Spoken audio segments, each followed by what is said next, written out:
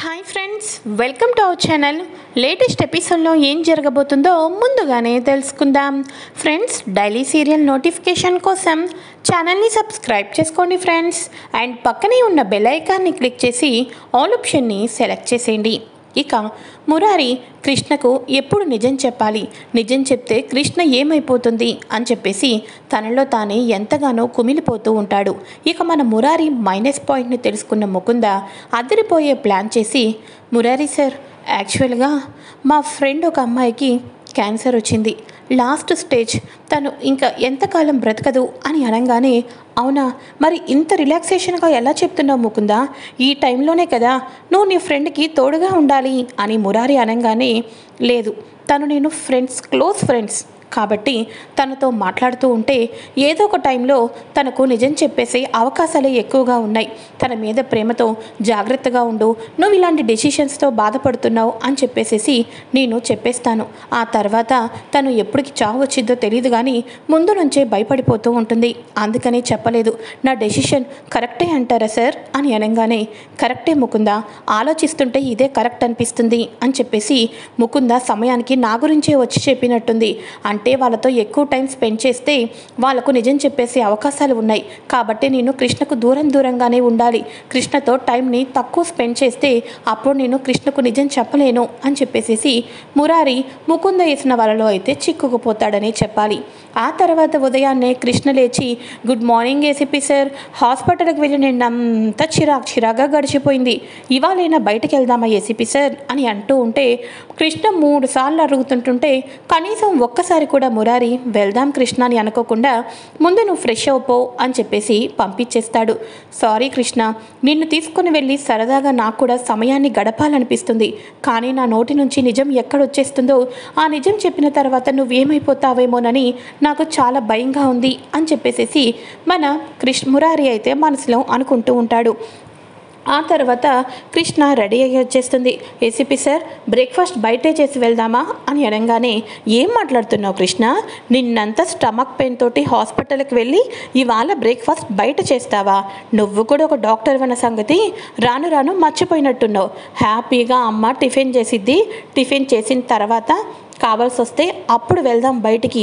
అయినా ఇప్పుడు ఎందుకులే కృష్ణ, ఇప్పుడు వేడిగా ఉంది బయట, కావాల్సి వస్తే ఈవినింగ్ వెళ్దాంలే అని చెప్పేసి మురారి అక్కడికక్కడ అవాయిడ్ అయితే చేసేస్తాడు. ఈ లోపల రేవతి వాళ్ళు బ్రేక్ఫాస్ట్ చేస్తూ కిచెన్లో అయితే బిజీగా ఉంటారు. మురారి కృష్ణ వచ్చేసేసి ఇక్కడ బ్రేక్ఫాస్ట్ కోసం కిందకు వచ్చేసరికి ఆదర్శ్ ఎప్పటి నుంచో ప్రేమిస్తున్న ముకుందకు తన మనసులోని ప్రేమను బయటపెట్టి చెప్పేయాలి. ఎందుకంటే లేటు చేస్తే మళ్ళీ ఏదో ఒక పెను ప్రమాదం అయితే దాపరిస్తుంది. ఎందుకంటే ఒకప్పుడు ముకుందను ప్రేమించిన విషయంలో అలా ఆలస్యం చేయడం బట్టే ఇక ముకుంద మనసులో ఉన్న ప్రేమను తెలుసుకోలేకపోయాను. ఇక నేను ఎంతగా ప్రేమించినా నన్ను మనస్ఫూర్తిగా ప్రేమించని భార్య అయితే వచ్చింది. కాబట్టి నేను మీరాని దక్కించుకునే విషయంలో అస్సలు ఆలస్యం చేయకూడదు. అమ్మ రోజు రోజుకి ఈ కృష్ణ గురించి ఆలోచించి నన్ను పూర్తిగా మర్చిపోయింది. కాబట్టి నా ప్రేమను ముకుందకు చెప్పేస్తాను. ముకుంద ఓకే చేసిన తర్వాత అప్పుడు ఇద్దరికీ ఇష్టం కాబట్టి అమ్మ పెళ్ళికైతే ఏర్పాట్లు చేసేస్తుంది అని చెప్పేసి ఆదర్శ్ అయితే ఉదయాన్నే టిప్ టాప్గా రెడీ అయిపోయి ఒక బంచ్ ఆఫ్ రోజెస్ అయితే తీసుకొని వెనక పెట్టుకొని ముకుంద దగ్గరకైతే వస్తాడు. ముకుంద, నువ్వు ఈ ఇంటికి వచ్చినప్పటి నుంచి నీతో ఒక విషయం చెప్పాలి అని అనుకుంటున్నాను అని అనగానే, అయ్యో సార్, ఒక విషయం చెప్పడానికి ఇంత ఆలస్యం చేశారా? ఇప్పటికైనా మించిపోయిందేమీ లేదు సార్, చెప్పండి సార్ అని చెప్పేసి ముకుంద అయితే అంటూ ఉంటుంది. ఇక వెంటనే తన వెనక దాచుకున్న బంచ్ ఆఫ్ ఫ్లవర్స్ని తీసుకొని వచ్చి, I love you Mukunda, I love you so much. ఈ విషయాన్ని చెప్దామని ఇంతకాలం ఆగాను. నేను మనస్ఫూర్తిగా ప్రేమిస్తున్నాను. నేను మరో కొత్త లైఫ్ని నీతోనే స్టార్ట్ చేయాలి అనుకుంటున్నాను అని చెప్పేసి నీల్ డౌన్ అయిపోయి మరి ముకుందకైతే ఫ్లవర్స్ అయితే ఇస్తూ ఉంటాడు. ఈ విషయం మొత్తాన్ని కృష్ణ మురారి చూసేస్తారు కదా. ఇక వెంటనే కృష్ణ చాలా కోపంతో ఆదర్శిస్తున్న గులాబీ పువ్వులను లాక్కొని నేల మీదకైతే ఇసిరి కొట్టేస్తుంది. ఒక్కసారిగా ఆదర్శ్కి కృష్ణ మీద ఎంతగానో కోపం కట్టడ తెచ్చుకొని అయితే వచ్చేస్తూ ఉంటుంది.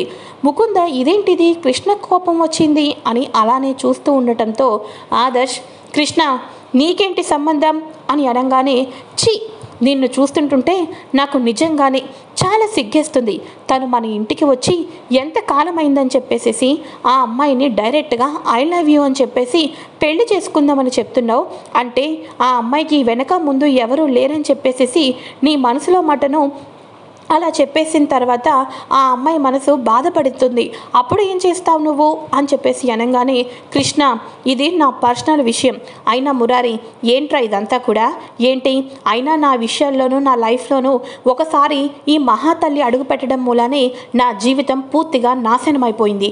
అయినా నేను ముకుందకు ఐ లవ్ యూ చెప్తే కృష్ణకు వచ్చిన ప్రాబ్లం ఏంటో నాకు అర్థం కావటం లేదు అని చెప్పేసి గట్టిగా అరుస్తాడు ఆదర్శ్. అయితే ఇక వెంటనే అప్పుడు కృష్ణ అంటుంది, తను నా భర్తను కాపాడడం బట్టి పెద్దత్తయ్య ఇంటికి తీసుకొని వచ్చి పెట్టారు కాబట్టి ఆ అమ్మాయి మీద పూర్తి హక్కు అధికారాలు నాకే ఉంటాయి. ఆ అమ్మాయి మనసు ఎంత చివుక్కుమని అంటుంది. అయినా తన మనసులో ఉన్న ఫీలింగ్స్ ఏంటో అర్థం చేసుకోకుండా వచ్చిన ఇంత కాలంలోనే ముకుంద చనిపోయిన ఇంత త్వరగా నీకు ప్రేమ పుట్టింది అంటే అవతల ఆ అమ్మాయి నమ్మాలి కదా. అయినా తన గురించి నీకు పూర్తిగా ఏం తెలిసింది?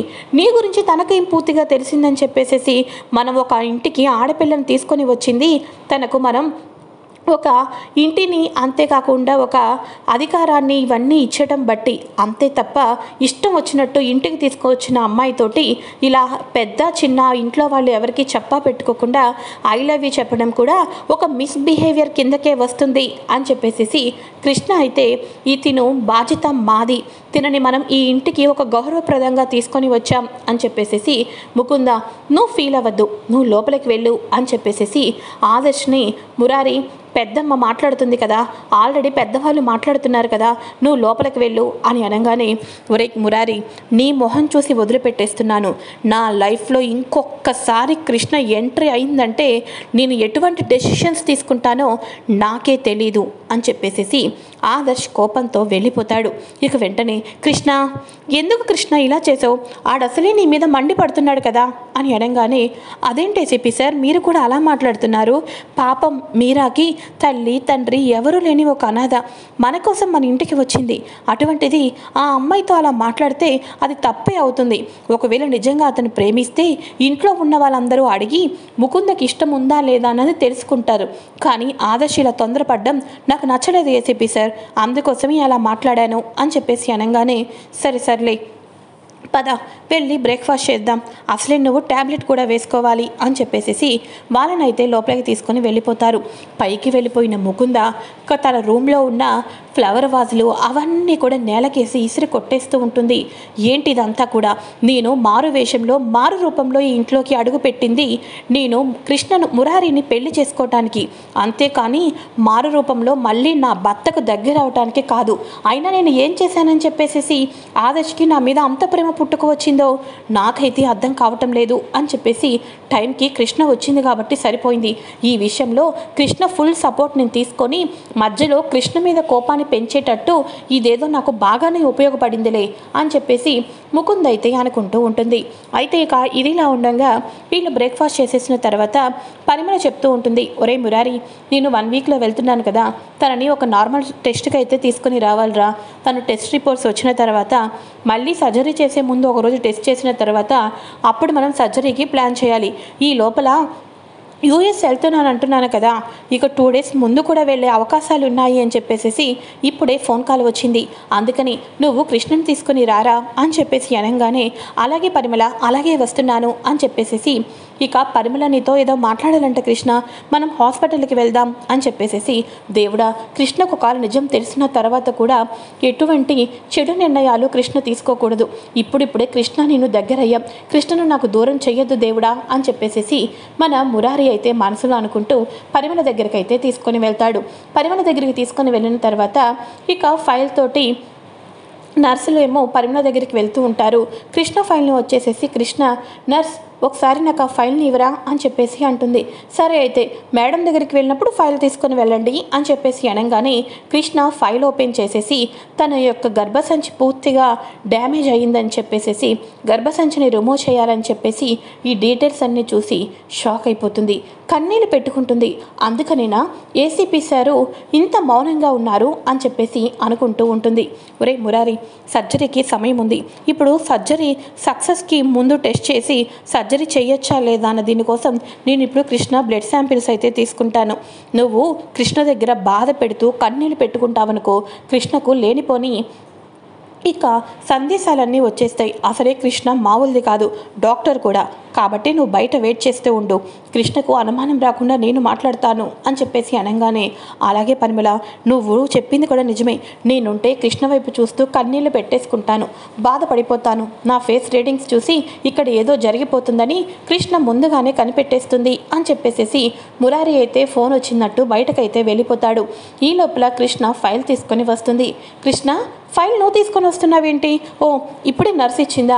ఫస్ట్ ఆ ఫైల్ ఇచ్చి ఇటు కూర్చో అని చెప్పేసేసి ఫైల్ అయితే తీసేసుకుంటుంది. ఇంకేంటి కృష్ణ, ఇప్పుడు హెల్త్ ఎలా ఉంది అని అనగానే, డాక్టర్, నేను పేషెంట్ని కాదు, పేషెంట్ అవ్వకముందు నేను కూడా ఒక డాక్టర్ని. ఇక మీ నవ్వుతోటి మీ మాటలతోటి నన్ను మాయ చేయాల్సిన అవసరం ఏమీ లేదు, పూర్తి నిజాలని నేను తెలుసుకున్నాను అని చెప్పేసి అనగానే, కృష్ణ అని పరిమళ ఆశ్చర్యపోతుంది. ఎందుకు డాక్టర్, ఎందుకు ఇలా అయ్యింది? పరిమళ మేడం, మీరే చెప్పండి. నేను ఎన్నో ఆశలతోటి ఉన్నాను. ఇలాంటి నిర్ణయం నాకు ఇలాంటి లైఫ్లో ఒక రోజు వస్తుందని అసలు నేను ఎప్పుడు అనుకోలేదు. అసలు ఏం జరిగింది అని అనగానే, కృష్ణ, ఏం జరిగిందో నీకే తెలియాలి. నువ్వు కేవలం పానకం వడపప్పు మాత్రమే తీసుకొని వచ్చావు. అది తాగిన ఇంట్లో ఉన్న వాళ్ళందరికీ బాగానే ఉంది. కానీ గర్భసంచికి ఎఫెక్ట్ అయ్యే పౌడర్ నీ ఒంట్లో నుంచి ఎప్పుడు వెళ్ళిందో నాకైతే అర్థం కావటం లేదు. ఒక పౌడర్ బేస్ మూలానే నీకు ఇదంతా జరిగినట్టు నాకు స్కాన్ రిపోర్ట్లో అయితే అర్థమైంది అని అనగానే, నా అంతటా నేనైతే చాలా జాగ్రత్తగా ఉంటాను. మరి నా బాడీలోకి ఇటువంటి హార్మోన్ని, ఇటువంటి పౌడర్ని కలిపి నా శరీరంలోకి వెళ్ళేటట్టు చేసింది ఎవరు అని చెప్పేసి కృష్ణ ఆశ్చర్యపోతూ ఉంటుంది. సారీ కృష్ణ, నీకు ఇటువంటి బ్యాడ్ న్యూస్ చెప్తానని ఎప్పుడూ అనుకోలేదు. నేను ఇక 3 డేస్లో యూఎస్ కూడా వెళ్తున్నాను. కాబట్టి సర్జరీకి మురారి చేత సైన్ అయితే ఇప్పుడు చేపిస్తాను. నువ్వు సర్జరీ చేయించుకోవాలి అని అనగానే, చేయించుకుంటాను. కాకపోతే నేను మా పెద్దత్తయ్యకి మాట ఇచ్చాను, వారసున్నో వారసురాలనో ఇస్తాను అని చెప్పేసేసి. అటువంటి రోజు నా జీవితంలో రాదు అన్నప్పుడు నేను బ్రతికి ఉన్నా వేస్టే. కాబట్టి నేను కనుక బిడ్డను కనకపోతే నేను చనిపోవడానికైనా సిద్ధమే అని అనగానే, ఏంటి కృష్ణ, వాడు చూస్తే చస్తాను అని అంటాడు, నువ్వు చూస్తే చస్తాను అని అంటున్నావు. సమస్యకు పరిష్కారం చావు ఒకటేనా? ఇంకేమీ లేదా అని చెప్పేసి అనగానే, ఇంకేమీ లేదు. నేను మా అత్తయ్యకు మాట ఇచ్చాను. మాట నిలబెట్టుకోకపోతే నేను ప్రాణాలు పోతాను తప్ప ఆ ఇంటిలో నా ముఖాన్ని మాత్రం ఎవ్వరికీ చూపించలేను అని చెప్పేసి కృష్ణ అయితే ఇక చాలా కోపంతో మాట్లాడుతూ ఉంటుంది.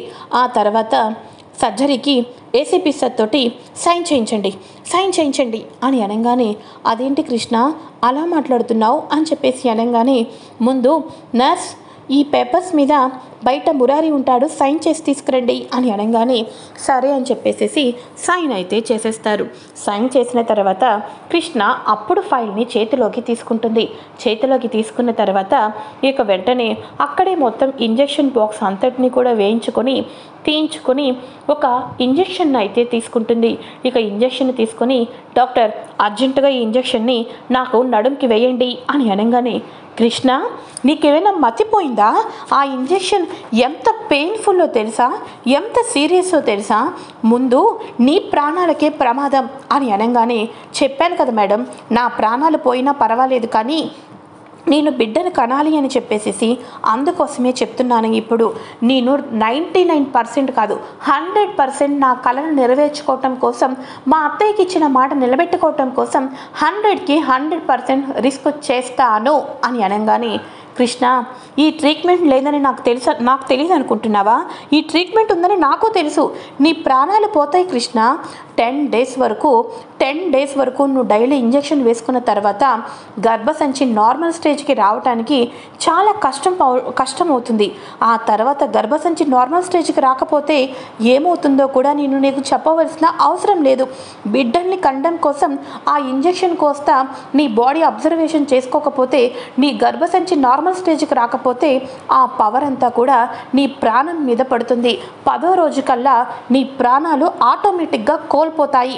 ఎందుకు కృష్ణ ఇంత పిచ్చి పని చేస్తున్నావు అని అనగానే, చూడండి డాక్టర్, మీరు నాకు ఈ ఇంజెక్షన్ వేసి 10 డేస్ వరకు నా గర్భసంచిని నార్మల్ స్టేజ్కి వచ్చేదాకా చావు అంచుల దాకైనా వెళ్తాను, నా గర్భసంచిని కాపాడుకుంటాను. లేదు అని అంటారా? మీకు చెప్పాను కదా నా ప్రాణాలు ముందుగానే తీసుకుంటానని. చచ్చి ఏం సాధిస్తారని మీరే అడుగుతున్నారు. కాబట్టి నా లైఫ్ని, నా ప్రాణాన్నే నేను పణంగా పెట్టి మా అత్తయ్యకి ఇచ్చిన మాట ప్రకారం నేను బిడ్డను కనటానికి చివరి అవకాశం ఈ ఇంజెక్షన్ మాత్రమే. ఈ ఇంజెక్షన్ గర్భసంచిని నార్మల్ చేయకపోతే 10వ రోజు నా ప్రాణాలు పోయినా పర్వాలేదు. ఆల్రెడీ నా భర్తతోటి మీరు సంతకం చేయించేశారు.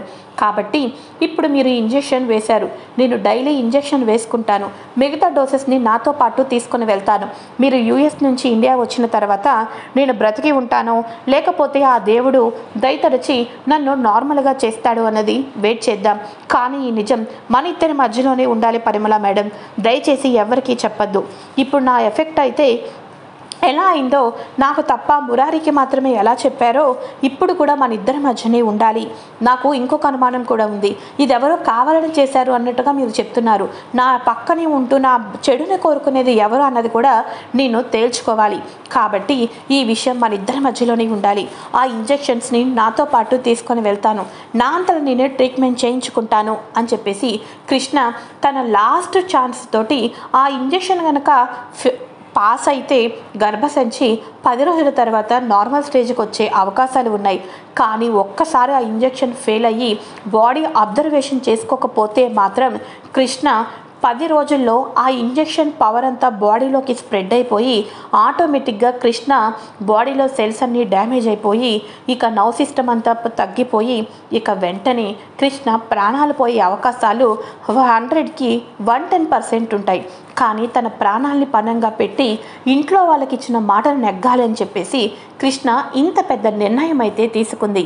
మరి తర్వాత ఏం జరగబోతుంది ముందుగా తెలుసుకోవాలి అనుకుంటే ఫ్రెండ్స్ తప్పకుండా ఛానల్ని సబ్స్క్రైబ్ చేసుకొని పక్కనే ఉన్న బెల్ ఐకాన్ని క్లిక్ చేసి ఆల్ ఆప్షన్ని సెలెక్ట్ చేసేయండి. Okay friends, thanks for watching. Bye.